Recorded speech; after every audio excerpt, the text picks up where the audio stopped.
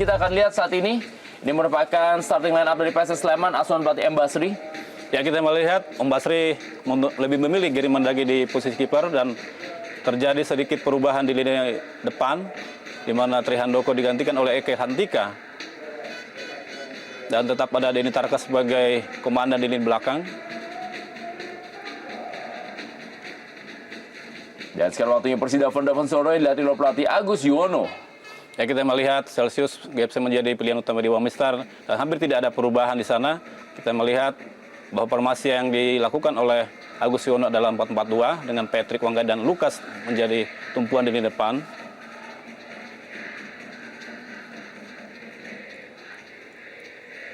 M. Basri dan juga ini dia Edu Ifak Dalam dan Christian Worabai yang saat ini menjadi bagian dari Persidafon Davonsoro.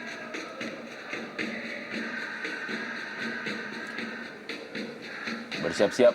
Kita lihat bagaimana pemain dari PSS Sleman untuk memulai kick-off babak pertama lanjutan Liga Divisi Utama 2010-2011 antara PSS Sleman menghadapi Persidafon Davonsoro dari Stadion Maguwo Harjo Sleman, Yogyakarta. Dan inilah dia kick-off babak pertama.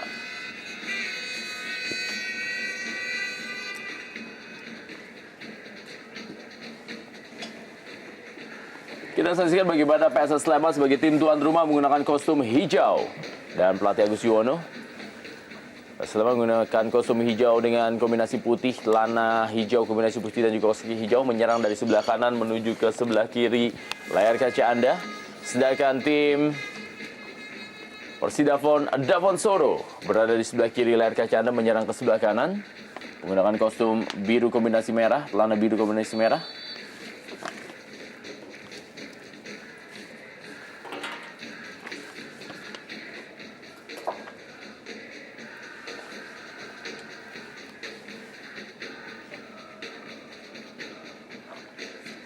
Serangan cepat kali ini kita lihat dibangun oleh Frankie Amo.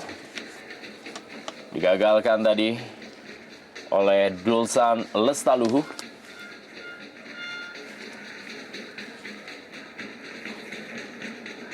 Penyerangan dari Lukas Rumkambu.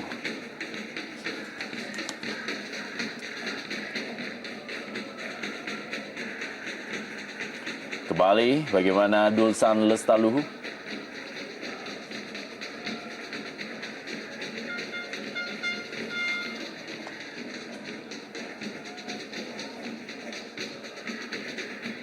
Edison Ames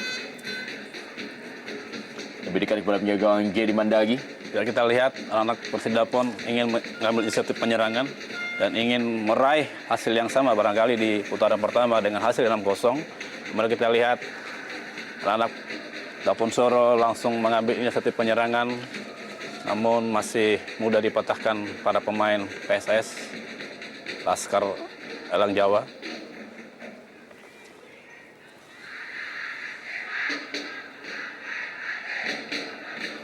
Lebar ke dalam kali ini untuk PSS Sleman.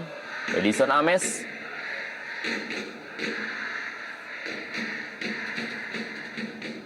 Banyak memang materi pemain Persidafon Davonsoro berasal dari Persipura Jayapura. Ya, betul, Murendra. Ini saya mengatakan bahwa ini Persipura mini. Warobai juga pernah menjadi pemain Persipura, bahkan pemain terbaik ketika juara Liga Indonesia 2005.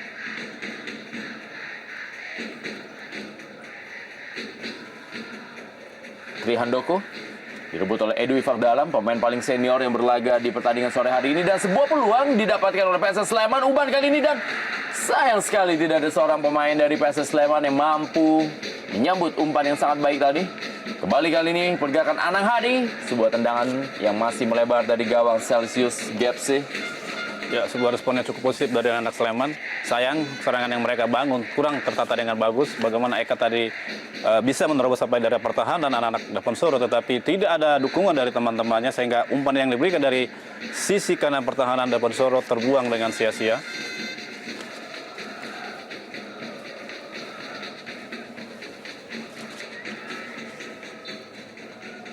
Lagi dilakukan oleh Christian Worabai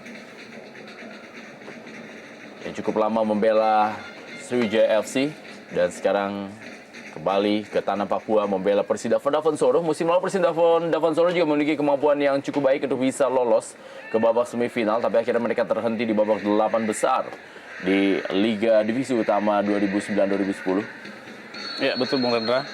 Dafensoro salah satu yang diunggulkan untuk menjadi tim promosi musim lalu, tetapi mereka kurang beruntung di putaran selanjutnya.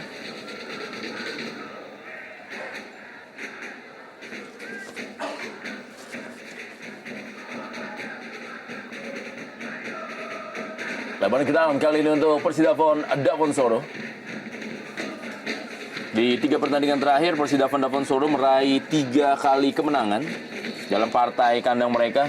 Dan bahkan mereka berhasil mencetak 8 gol dan tanpa kemasukan 1 gol pun ketika mereka unggul 2-0 atas Perserui. Lalu juga unggul 4-0 atas Persipro dan unggul atas Mojokerto Putra dengan skor 2-0 juga.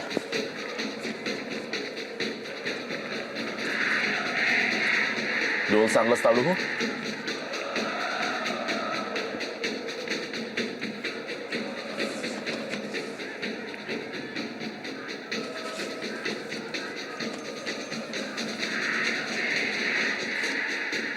Kembali Edwin Fakdalam.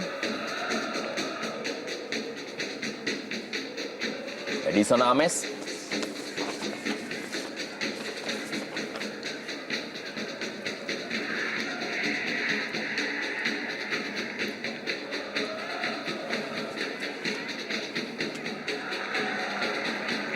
Cukup cepat permainan dari PSS Sleman. Kita lihat kali ini pergerakan yang dilakukan oleh Agus Purwoko dan kali ini memberikan bola kepada Eka Santika. Sebuah percobaan dari Eka Santika. Terlalu terburu-buru. Terlalu terburu-buru, Bung. Tidak ada pemain yang mendapatkan umpan itu, dan dia lihat bagaimana Eka juga sudah menunggu di sana, tetapi pertahanan yang cukup rapat dari anak-anak Dafensoro membuat dia kurang bisa mengarahkan bola kepada rekannya. Dan kalau kita bicara PSS di Manguo punya catatan yang cukup bagus dan yang kurang bagus, di mana mereka pernah meraih kemenangan terbesar atas Persiba 6-1 tahun 2000, dan mereka juga pernah mengalami kekalahan terbesar dari Persebaya Surabaya yaitu 0-6. Dan gol terbanyak terjadi di Stadion Manguo Harjo terjadi pada 2004, di mana mereka menghadapi PSM dengan gol 8. Mereka kalah.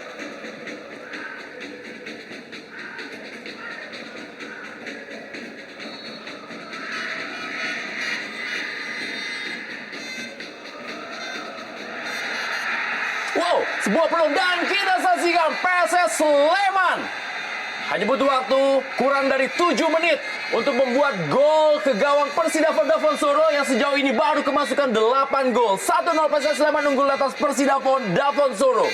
Ya, kita melihat di sini bagaimana semangat atau determinasi pada anak-anak muda untuk meraih kemenangan pada sore hari ini, dan mereka mampu mencetak gol dengan cepat melalui Tri Handoko. Bagaimana kita lihat dalam tayangan ulang. Sempat membentur mistar gawang dan kita lihat bagaimana para pemain dari Persidafon Dafensoro seperti hanya melihat para pemain PSS Sleman merebut bola, dan kita lihat semuanya hanya menonton. Ya betul Bung Rendra. Di sini juga kita lihat bahwa mereka melihat ada Celsius Gapse yang lebih dekat dengan arah bola seorang penjaga gawang, tetapi bola lepas dan kurang cepat sehingga bisa diserobot oleh Tri Handoko. 1 gol untuk PSS Sleman.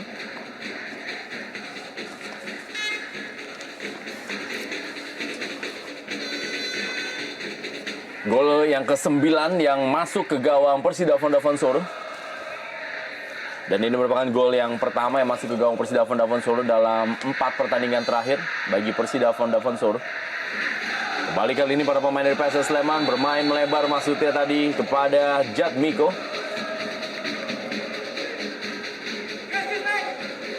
Tri Handoko yang berhasil mencetak gol ketika Celsius Gapse tadi sempat terlepas dari tangkapannya bola dan langsung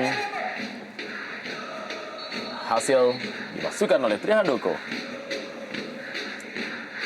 Marcelo Sirelli tadi langsung memberikan bola panjang, mencari pergerakan dilakukan oleh Patrick Wanggai. Kembali kali ini pergerakan Frankie Amo, umpan ke dalam kotak penalti, cukup kosong kita lihat, tetapi masih ada Gary Mandagi. Ya, suatu keputusan yang tepat dari Gary Mandagi melihat bola di udara. Dia dengan mudah menjangkau bola dan tidak membahayakan gawangnya.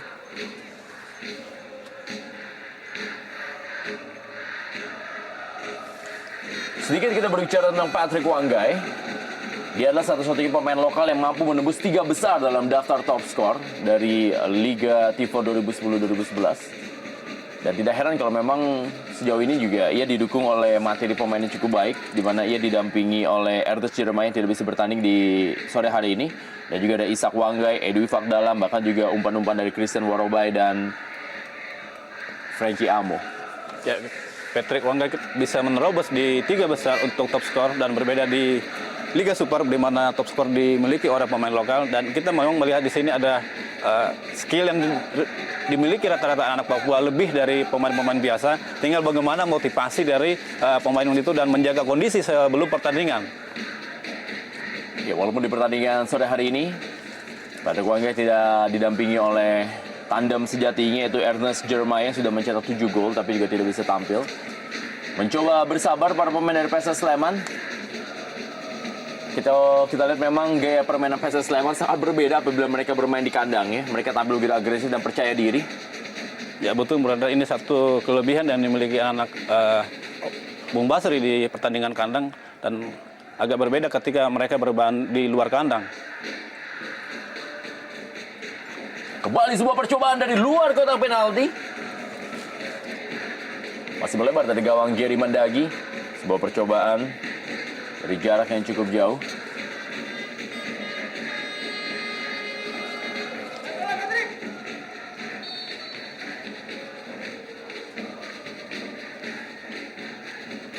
Bagaimana Marcelo Cirelli yang bermain bersama dengan Andri Bo di barisan pertahanan.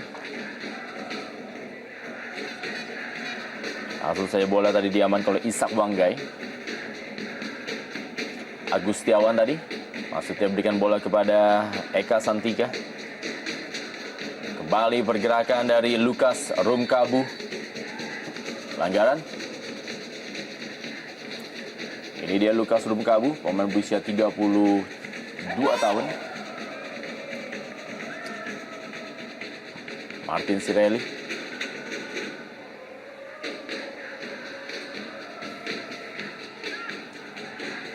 Langsung berikan bola daerah yang cukup baik, kita saksikan masuk ke dalam daerah kotak penalti Anang Hadi, dan sebuah peluang gagal dimanfaatkan oleh Eka Santika. Sangat sayang sekali Bung Rendra, bagaimana sebenarnya peluang itu terbuka untuk menambah gol, tapi ada kesan terburu-buru, ada kurang ketenangan, dan kita lihat Eka Santika mengalami cedera dan butuh pertolongan dari tim medis. Ya, kita lihat sebenarnya sudah sangat baik apa yang dilakukan tadi oleh Anang Hadi. Ya, kita lihat ada semacam keraguan-raguan untuk menghindari benturan dari pemain belakang Persidapon, sehingga konsentrasi dia kurang fokus dalam menerima bola.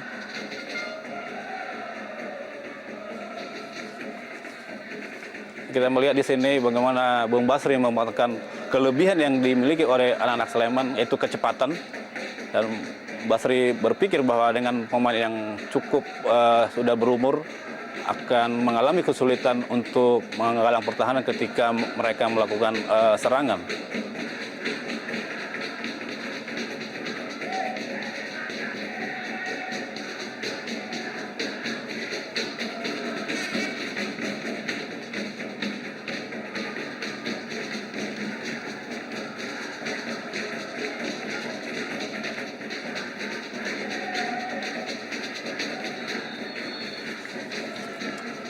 Di dalam lapangan permainan, Frankie Amo.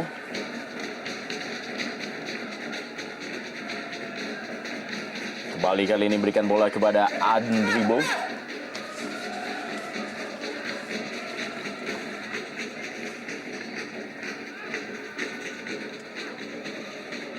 Edwi Fakdalam langsung berikan umpan panjang, dan inilah dia memang. Dan kita saksikan dalam daerah kotak penalti, Christian Warobai terlepas bola.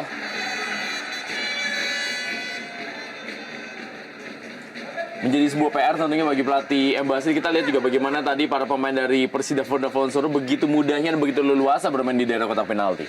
Ya betul berada karena mereka saya pikir terlalu berambisi untuk menambah gol sehingga lini tengah yang dikoordinir oleh Jatmiko kurang terjaga kedalaman, dan ketika anak Dapensoro melakukan serangan dengan pengalaman yang cukup bagus, mereka sedikit agak keteter.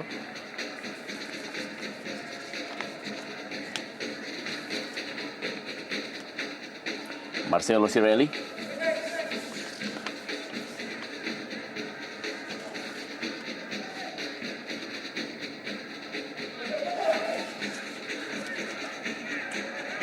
Kita saksikan bagaimana kecepatan dari seorang Abel Cielo. Ya, menurut saya sedikit pelanggaran karena tadi kita melihat bagaimana Agus Setiawan menarik Aris Cirelli, tetapi tidak menjadi sebuah pelanggaran bagi Persidapon, bahkan hanya out. Ya, Abel Cielo ini juga sebenarnya pemain yang tampil cukup baik musim lalu ya. Betul, Bung Hendra, ini pemain asing yang cukup memiliki kualitas di sektor belakang. Sayang tadi terjadi gol, dia ada posisi agak di depan.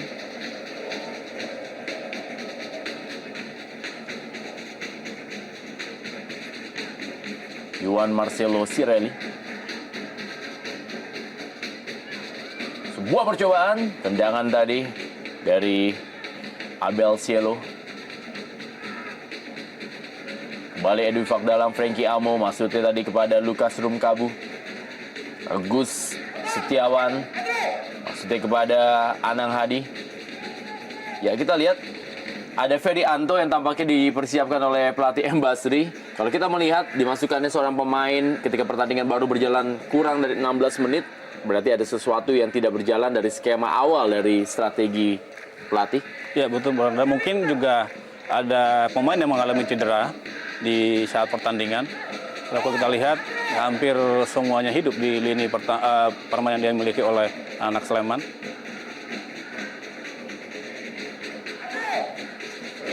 Sepak pojok bagi Persida Vodafone dan pergantian pemain pertama di pertandingan sore hari ini. Ya, Eka Santika yang tampaknya tidak bisa melanjutkan jalan pertandingan karena sedikit mengalami masalah dalam kakinya, sehingga tempatnya digantikan oleh Ferianto. Saya pikir ada terjadi benturan ketika dia melakukan sprint dari sisi kanan pertahanan dari Dapensoro, sehingga Eka Santika yang sempat main di Produta musim lalu harus ditarik keluar.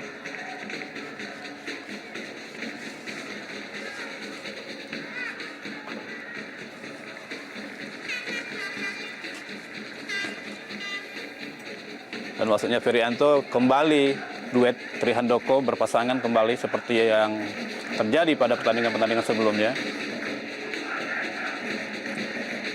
di mana kedua pemain ini sudah mengemas masing-masing 5 dan 4 gol.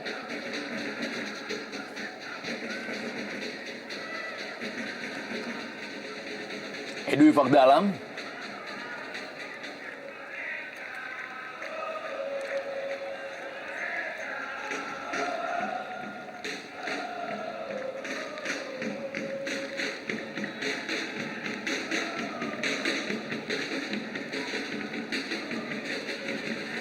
Meninggalkan lapangan permainan atau juga dibuang tadi oleh Agus Purwoko.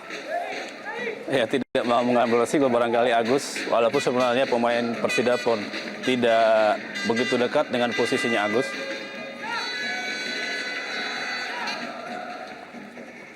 Kita saksikan ada Abel Cielo di dalam kotak penalti, dan ini menjadi area bagi seorang Edwi Fakdalam untuk melakukan tendangan penjuru. Wow, masih berhasil diamankan tadi. Sebuah bola yang sudah mendekati gawang diamankan oleh Dulsan Lestaluhu. Ya, perlu kehati-hatian saya pikir dari anak-anak Sleman, walaupun sudah umur 1-0 tetapi belum tergolong aman karena anak-anak Persidapon punya kualitas yang cukup bagus baik individu ataupun secara kolektif.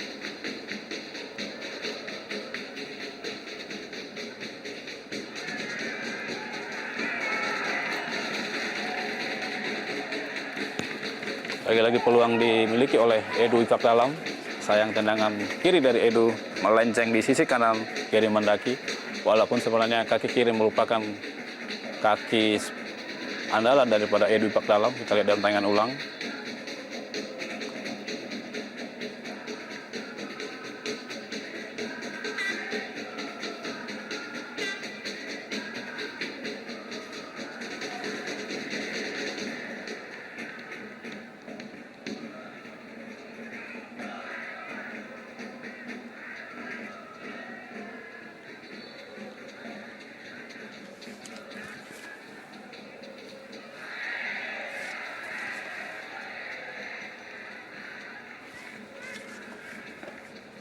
Juan Marcelo Sirelli kembali langsung saja diamankan tanpa mengambil kompromi sedikit pun oleh Fahrudin.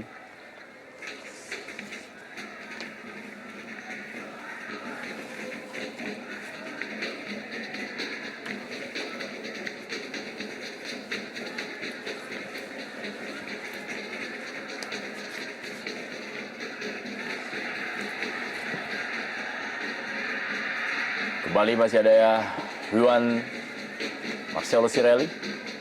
Lebaran ke dalam kali ini untuk PSS Sleman.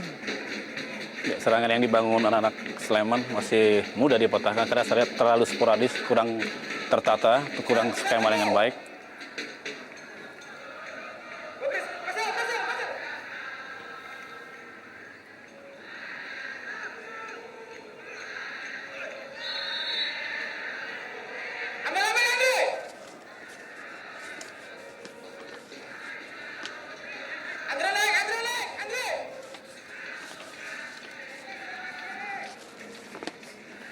Sebuah dorongan kita saksikan tadi dilakukan oleh